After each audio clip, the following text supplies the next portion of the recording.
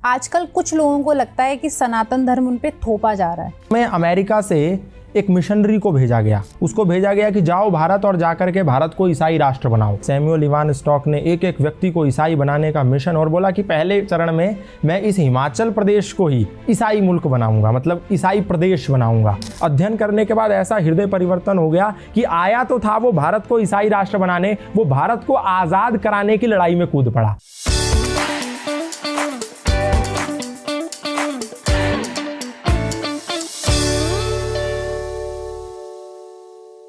अगर बात सनातन धर्म की आती है तो रामायण उससे वंचित नहीं हो सकती।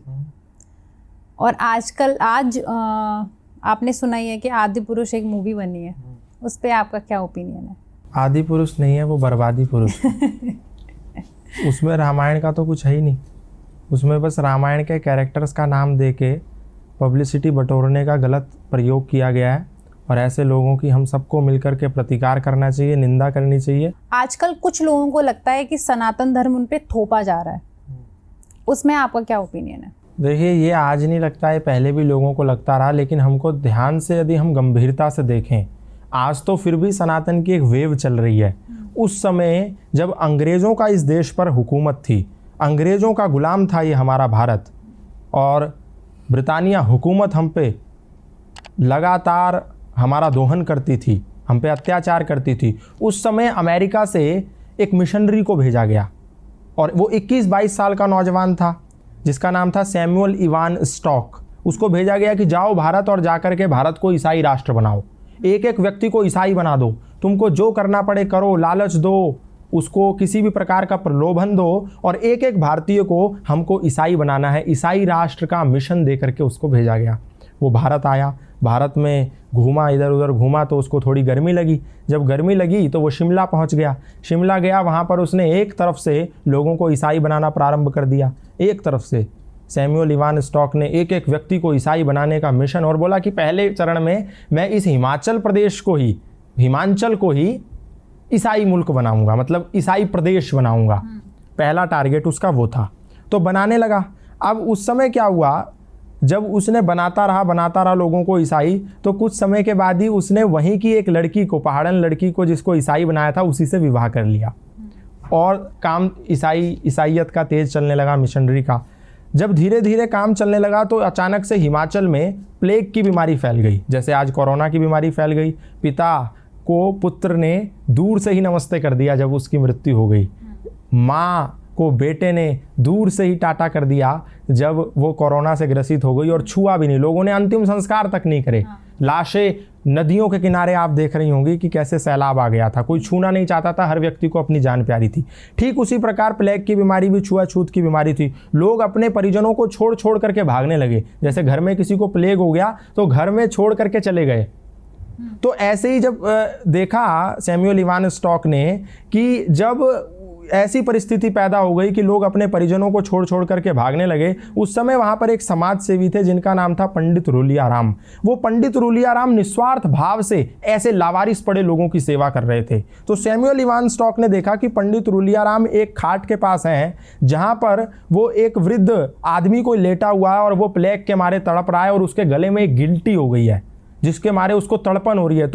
तो पंडित रूलियाराम ने क्या करा, एक कपड़ा लिया, उसकी गर्दन पे रखा और मुंह से उस गिल्टी को निकाल करके उसकी पीड़ा को खत्म कर दिया। उसका मवाद मुंह से निकाला। वो सेवा की पराकाष्ठा थी पंडित रूलियाराम की। और जब इस दृश्य को सैमुअल इवान स्टॉक नाम के मिशनरी ने देखा, उसने कहा ये तो सेवा की अत्यंत पराकाष्ठा है, सेवा की उत्कृष्टता है। मैं जो सेवा के नाम पर लोगों को ईसाई बना रहा हूं, ये तो फरेब है, ये तो धोखा है, ये तो फ्रॉडगिरी है, ये तो षड्यंत्र है, और ये तो निस्वार्थ सेवा है जहां इनको कुछ नहीं मिलना, ये मर भी सकते हैं, छूने पे लोग मर जा रहे हैं और ये उनकी ऐसी सेवा कर रहा है। उस समय सैमुअल इवान स्टॉक का हृदय परिवर्तन हो गया।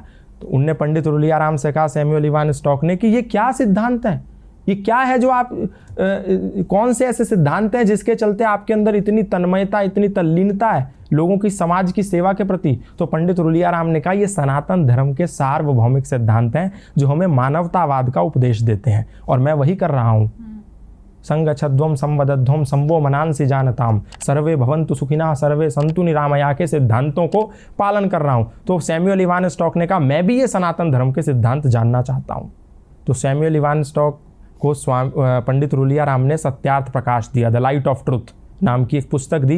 बोला तुम ये पढ़ो और तुम्हें सनातन धर्म का पूरा सारांश पता चल जाएगा कि सनातन है क्या। सैमुअल इवान स्टॉक ने उस पुस्तक का अध्ययन किया। अध्ययन करने के बाद ऐसा हृदय परिवर्तन हो गया कि आया तो था वो भारत को ईसाई राष्ट्र बनाने, वो भारत को आज़ाद कराने की लड़ाई में कूद पड़ा। और जब वो लड़ाई में कूद पड़ा तो अंग्रेजों ने उसको जेल में बंद कर दिया। जेल में बंद कर दिया तो उसकी मुलाकात लाला लाजपत राय से हुई। जेल से निकल के आने के बाद उसने पंडित रुलिया राम से मिला और बोला कि मैं अब सनातन धर्मी बनना चाहता हूँ और मैं अपना नाम भी, क्योंकि आपने जो मुझे सत्यार्थ प्रकाश दी थी, द लाइट ऑफ ट्रुथ, उसको पढ़ने के बाद मेरा हृदय सनातन की और श्रद्धा से भर गया है, तो मैं नाम भी अपना उसी सत्यार्थ प्रकाश से अभिप्रेरित होकर रखना चाहता हूँ। अपना नाम सत्यानंद रखना चाहता हूँ। और वो व्यक्ति सत्यानंद आर्य सन्यासी बन गया और भारत में रहकर के मृत्यु पर्यंत सनातन धर्म का प्रचार करता रहा। आप सोच के देखिए कि एक व्यक्ति जिसको भारत को ईसाई मुल्क बनाने के लिए भेजा गया था, लोगों के साथ छल कपट करके, वो व्यक्ति सनातन धर्म का प्रचारक बन गया।